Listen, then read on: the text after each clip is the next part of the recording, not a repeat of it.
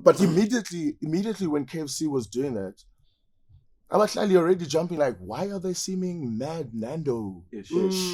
Like already that's what people are thinking. Snap. They're like, no, you don't. Now you're overlapping. We know you. We know you. Don't change. Stick to your lane. And now the collaboration that has actually happened is the Pizza Hut one.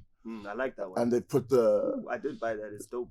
Yeah, I don't know about. Did you eat it? No, dog. So, I don't fuck with Pizza Hut a little bit. Okay, let's not get into Pizza Hut. The crust is trash. Anyway. Okay. Yeah. You probably eat Debonaise, right? No, dog. You're a Debonaise nigga. You should try Smack Pizza deep dish, fam. Deep dish. Is this in Cape Town? No, Zokwenza njani ngo asivimetha ke pakini kodwa ifebini zokwenza njani ngo imiseli out na polo na futhi khwelini zokwenza njani ngo kufika flatini kamchithu baby ungene scene zokwenza njani ngo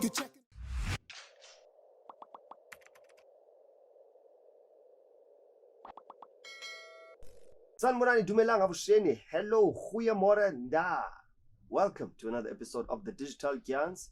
And thank you so much to the people who have already joined us and become part of our audience. The year's running, gents. I don't know where it's running to. I feel like I'm already in the third quarter, to be honest. Amen. And shout outs to everyone who's already following us on YouTube, on Twitter, on Facebook and LinkedIn. We see the love, we see the conversations, especially with regards to understanding the various elements of what makes digital marketing. And as usual, today I'm joined by the originals. Oh, well, that's us. That's us. Yeah, I'm joined by the digital trio. Siya, and of course Sanele and Sanele. You are heading the discussion today, of course, when it comes to content. We've been talking about a lot about how it's evolving, and you have to be a step ahead. Can you just give us an idea of where content is going and how it's been affected by COVID before we get into the actual detail? So I think the way that we approach sort of content marketing, as opposed to, let's say, a couple of years back in comparison to now, is trying to position your brand in a manner whereby the way that they're trying to market themselves is through storytelling as opposed to selling a product, right? Because we've identified through consumption patterns and like trends from consumers around the fact that their belief in a brand and their likelihood to believe in a brand comes from the power of your storytelling and the messaging that comes with that. So on the different platforms that are available to us now, whether it's your Facebook or Instagram or Pinterest or whatever, there is where you need to convince your consumer that your story that you're telling is unique to them and resonates with them. So that can be executed in a bunch of different ways, whether it's creating articles that they're interested in, doing surprise and delights where you give consumers your product on the timeline for being, let's say, loyalists to your brand. There are different ways to express that and to build a community through storytelling, because also at the end of the day, once you build that community, they end up telling your story for you, and then you build advocates for your brand. So I like the brand, the differentiation between the brand and product, especially the communication of it. And there's tonality as well, and I don't want to use the same reference point when it comes to communicating the brand. For me, it's always about the audience. There's a audience focus, and then there's also product focus. How do you strike that balance between advertising, enticing people, and obviously it's always about the marketing funnel and where the brand is? Yeah.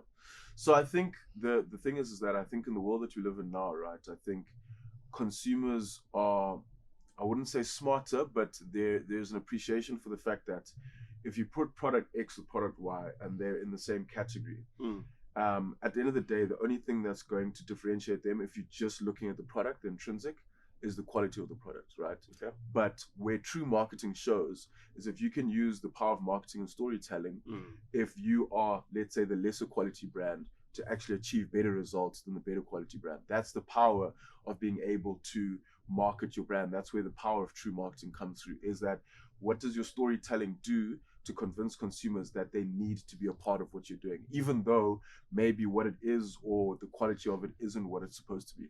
Exactly. I just wanted to stop you there, because when, as a company, then maybe I can throw this out at you, Siya, do you look at your capacity and say, ish, we know nothing about this industry, but I need to keep my business going? So you might actually end up affecting your business negatively because you've taken on something that is not in your scope. Yeah, no, like by the time you just want to market the story behind your product and or service, you need to know that you have the facilities, big man. It's very important that you have thought it out, you've strategized it, you've got the budget and everything, and you need to have your story straight. Get your ducks in a row before you venture into something like this, because it is sometimes quite risky, because it's not sales driven. It's not about driving traffic to the website or whatever. It's selling the story, and it's all about building like brand affinity, creating a community that is all about what you're about. It might not even necessarily be close to even what your product is.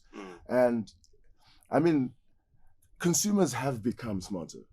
I believe the way that we go through the internet now is nowhere near how it was when we had like 56K dial-up modems, and like marketing was coming at us in all different ways. And what comes with that is that generally 50% of people have ad blockers already on their computers.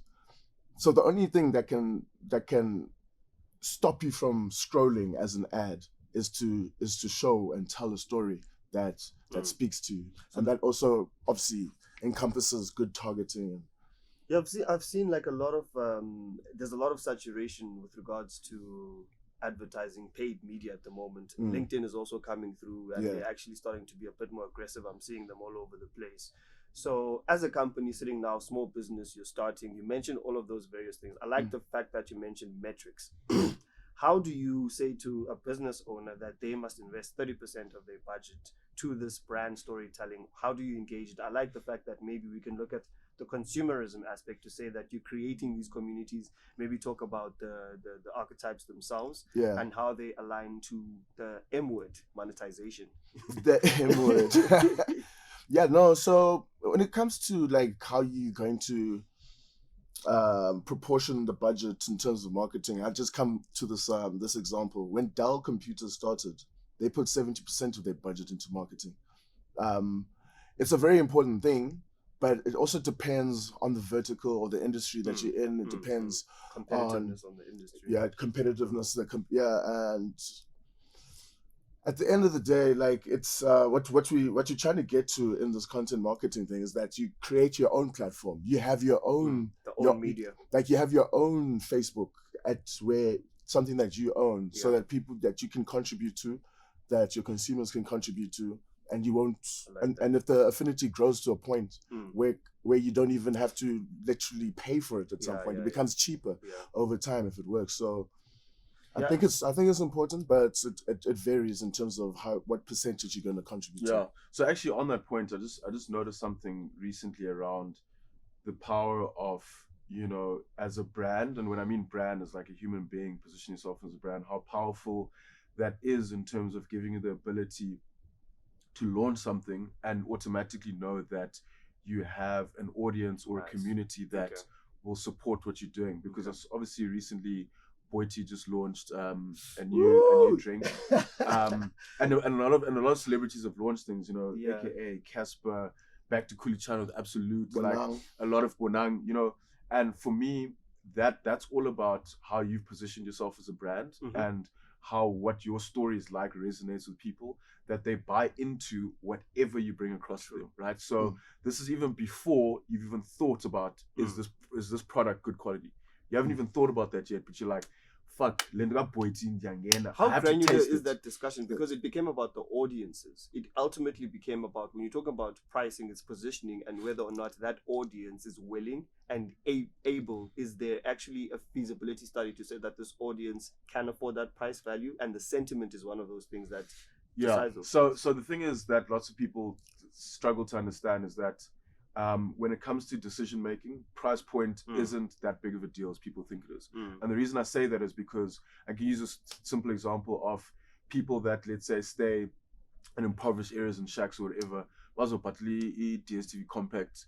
Yeah, 800 rand, but they've only got 1.5 coming into the house. You know what I mean? You wonder where it's because coming of, from. Yeah, because Okay. because they want that status. They want to Yeah, be that house yeah. that even Ekasi that they have the DSTV whatever. So there's always a level of convincibility that you can make people go above their means because they feel like they need that product or service. And in that their comes life. back to that, it's conspicuous consumption. And I mean, it also comes like hand in hand with like new money, you know? And I think that's why black people do park their M6s at one bedroom flats or Aspirational whatever. It's marketing this aspirational marketing model. mm. But I mean, like, dog, like 600 rand a case. That's Jesus, bro. That's No, quite hectic but for to be fresh out the bat. You know what the thing is, what Sanele is You do know that people are going to buy it though. They're No, going to fucking 100%. buy it. That's They're going to the buy fucked it. up Yeah. part. That's the Like, fucked you know, up like part. niggas get into dead popping my way at rockets or whatever. Like just keep them coming, going into overdrafts. So The essentially, price point thing is not as. so essentially, I'm looking at the psychology behind. So it's obviously the psychological and Yeah, behavioral consumer economics. behavior, yeah. So the frivolity aspect of it and the aspiration to itself just literally depends on that brand storytelling and who they position themselves with. Because if you position yourself with Boiti and if you position yourself with Ubonang, it's going to be a completely different type of content strategy. Yeah, but that's why even with a lot of the comments that people had Because about the the fact audience that the audience size is there. Yeah. So when you plug in, it's almost like saying that you're going to have Olympic swimmers in a shallow pool. Yeah. So now you've already just done the research beforehand. Yeah. Before that. So that's what I'm saying is that like a lot of people are saying it doesn't. We don't understand why the first outlet that she wants to sell 600 cases in ShopRite, right? So that's the mentality. Everyone's assuming if you're gonna sell it that amount, why don't you sell it at Woolworths, for example? Okay. But if you look at it in this way, it's the fact that there's a lot more people that she's opening herself up to. There's more people in this country that shop at ShopRite than they shop at Woolworths, right? So just foot traffic is automatically so the average more. itself. Exactly. instead of- And also those people, Law of the averages. intrigue and the consumer True. mind is that I want to try it at least once, right? And by that already you're creating trial. I'm excited So if you about get liquid on lips, that's what they call it in like the general sort of Shucks. alcohol thing is that once Like you get bums liquid and on lips, seats, liquid and then, lips, yeah. then you've already started the ball rolling. when we I think Blue Label was like 1,000 rand a shot or something. As much as it's ridiculous, once you've had it, you have a story to tell, and you can say to people, "I've tasted it." So it creates that. Exactly. And now you've Momentum. positioned yourself at like, now this is my level now. So from there you don't want to go back down. You say, no, I've tasted this thing. Sharp, it was a lot to take out, fork out, but I can actually still afford it. Yeah. Do you know what I mean? If I move things around, you'll start moving things. So you start saying like, instead of going to dinner at Jameli, you say, I know man, we do piece of KFC rather, so I can buy the 600 case of Okay, points. let me be direct. Put yourselves. It's exciting to think about it. Actually, put yourself in the marketing team of Boities with the KCS 699 there. What is like all the things we've mentioned? It makes sense because I think for me it's that scarcity as well. It's that prestige and also the audience is there. She's got the support. Now you're plugging her in to say there's tasters and people are already adjusting by just that foot traffic and the law of averages. Yeah. How would you approach it in terms of would it be the first launch? How would she do it? Would it be No, at so the for me, store? obviously she had like the PR launch or whatever. Yeah. She had influencers and stuff, which is great. The thing is that the important aspect to understand is that it's called badging, right? So that thing of wanting to align yourself to what you deem as something premium or something that is of value is such an innate thing in human beings, especially when you look at the lower income people with We that love aspirational prestige, marketing, right? So even though like we're thinking, no ways True. people at ShopRite are going to pay 600 rand for yeah. a case, they fucking will. I'm telling you right now. And it's a numbers game. They will, exactly. That's what I'm saying is law of averages. You think So 1,000 people walk to Woolworths, 10,000 people walk into ShopRite. okay. So the likelihood that I will get more people to buy my stuff going to ShopRite purely based on foot traffic is more than anyone that goes into Woolworths. Yeah, and so I just didn't want to talk about with regards to how you'd approach it traditionally and how you would now take on the new style of content marketing. Could you differentiate between us where content marketing is? Because now I think we don't want to reiterate too much because I think we're quite aware of how the normal current structure of content development is. So moving forward, what would a content development team look at with regards to approaching these kind of things online? Yeah, so I think it's about, when you speak about publisher mindset, which is kind of just the new form of content marketing, is basically brands now having to position themselves as like media entities, right? Okay. So, in terms of the way you look at like your Cosmos and your GQs, and obviously they've suffered a lot from print publication stuff, so they've had to move completely digitally.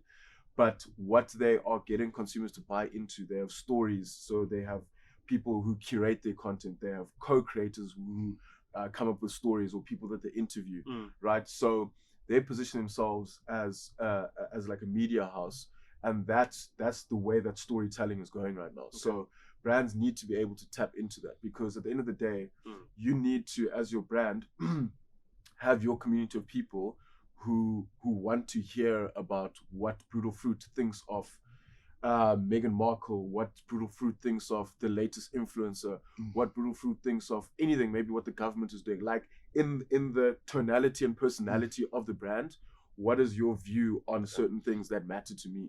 So that's covered in kind of that whole publisher mindset approach of making sure that you tell your story in a way that people feel like exactly. And also it's about taking ownership of your own narrative as well. Like, like when you sign into buying a product or going into a service that you fork out money for, and they've already told you what type of people they are, it makes you happy to be involved with those type of people. Like the product can be an extension of who you are, which is also something that you're going to speak about when you do purchase it. You'll be like, yo, fair to, I bought this thing. It's really dope. Like, they're all about this, that, and the other. And now it actually goes away from what actually the intrinsic value of the product is. Let's talk about, for example, if I say Nando's, do you think chicken? Depends if I'm hungry or not.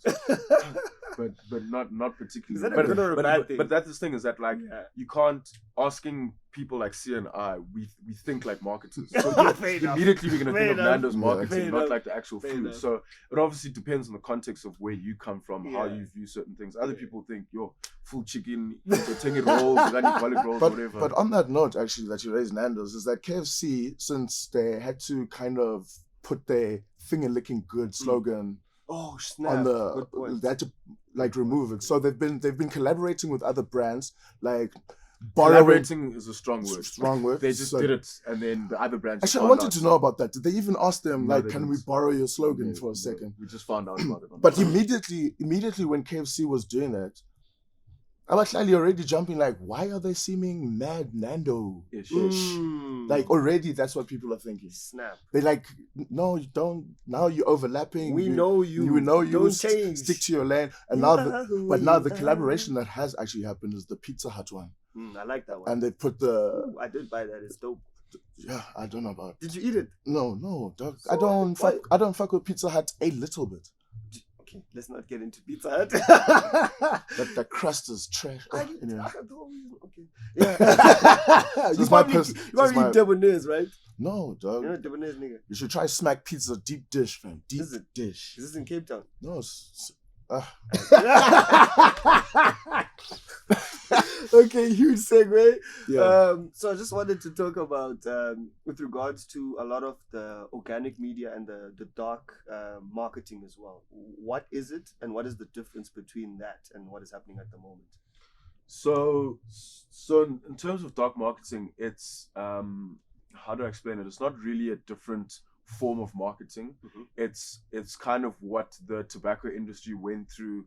I don't know, it's almost like 10 years ago now, where basically as tobacco, and what's likely to happen in the alcohol industry soon now, is not being able to publicly market your brand or your product, whether or not that's through, and mostly that comes through legislation from the government. I think the sugar tax was one of the first things to get Yeah, so it comes through legislation from the government, where they say, in terms of society, we view tobacco and we view alcohol as things that are deterrents of building like wholesome societies or whatever, and they're proponents of like violence, whether it's domestic abuse or whatever. So to protect the society, they're limiting the ability for those people to market their product. So they're making sure that, like, it's the same conversation narrative around, with all these bans that they had on alcohol. People are like, dude, okay, at the end of the day, like, there's other reasons why people are catching true. COVID outside of Very alcohol. true. Like curfew, like you're letting people out, Mm. but you're focusing on the alcohol part. You know what I mean? So for them, this government and actually governments all over the world have taken this approach of, you know, we need to lessen the impact of alcohol that it has on society. So there's And, there's that ability, or rather the assistance of the government to step into, and I agree to it. We need protection. If you're looking at capitalists and what they've done before, what we've seen with Cambridge Analytica and data as well, we need that protection. But to a certain extent, it makes things difficult for marketers and people who big do time, genuine actual jobs. So for example, we collect a lot of our data from cookies. Those cookies determine demographics, a lot of the justification really behind why we do things, how we get the revenue behind it. But now, to protect citizens, that is becoming less and less because data is becoming a commodity. Tell that to our state. Because it's absolutely atrocious how we just lose content. We don't like the data protection. There's actually nothing, but I think that's another discussion.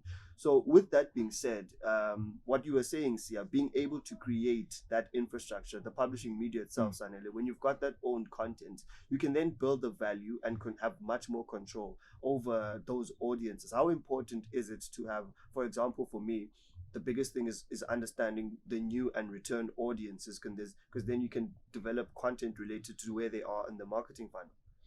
And I mean, you obviously know the power of having lookalike audiences. You just Facebook, and then it just builds, Yeah. and it just builds, and it creates your audience, and it builds advocacy for your brand, like Sana said earlier. Yeah. It's community is very important, bro. And I mean, and they end up marketing on your behalf, and it just makes your job easier, makes the brand's job easier, and yeah, it's only beneficial. So finally, just to round up what a possible content strategist is thinking in their heads right now, Sanele, in auditing what they're doing now and how they can prepare themselves for less data, much smarter audiences, consumer behavior, and that owned media that almost becomes automatic, and that third-party endorsement, which you build brand identity and value behind. Because a lot of the protection given to brands is to say that if you are willing to invest, places and platforms like Google will reward you, same as people who identify with your brand. Where would you start, Sanele? So I think it probably just comes back to kind of the old saying that less is more, and focus more on quality than quantity.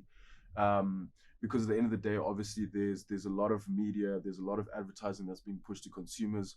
To create something that's thumb stopping becomes that much more harder because of the millions of messages that consumers are getting every day, that they're on their phone or on the internet. So making sure that your approach first and foremost is data led. So understanding your audience, understand, you know, their passions, you know, where they're coming from, what devices they use, etc. Because that informs in terms of where you need to meet them, because you have to give them, and this is like just typical marketing talk. So right message at the right time.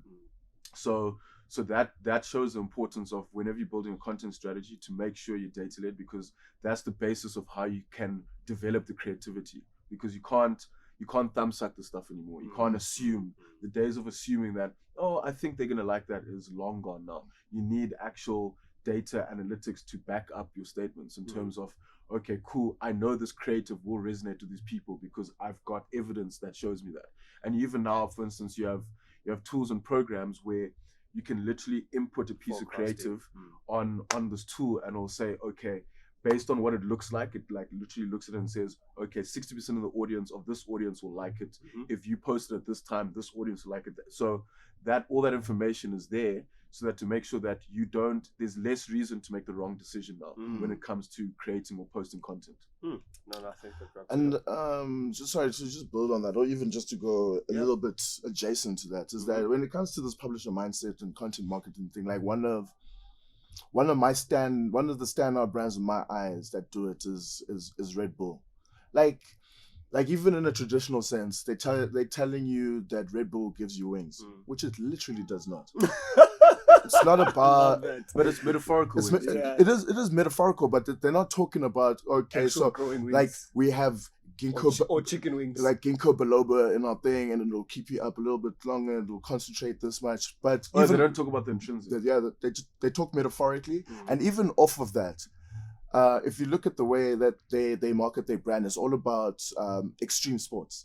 It's like sliding down hills. It's about just like extreme sports, which there's very little points that Red Bull actually sells what the product is directly. ever. So and that's what they've built, and they've built a community just based off extreme people, like things that fly into the ocean and shit, and I really enjoy the way that they've been doing it for decades. Yeah, I wonder if we can segment our audiences better going forward as South Africans. So, like in terms of being able to put together those kind of audiences, and so that brands can align with them. But yeah, it's pretty interesting chats. And if you'd like to comment, we really would appreciate it. Check us out on Facebook. We are on the Twitter. We are also on the Instagram and on your Facebook and your grandmother's YouTube. Thank you so much for listening, and please do comment. We always say that this is a knowledge sharing platform, and we hope to steer the conversation always to what you would like to hear and listen to. We are a podcast, so if you're driving, if some of us are back at work, or if you're in the office, or if you're studying, there are topics there, and it's well segmented. Shout out to our producer Uspelele, who makes sure that your content comes to you in that organized manner. That's it from us. Essa isole Ungawaru ngasabi, yangithi manje Sijimile ngastesta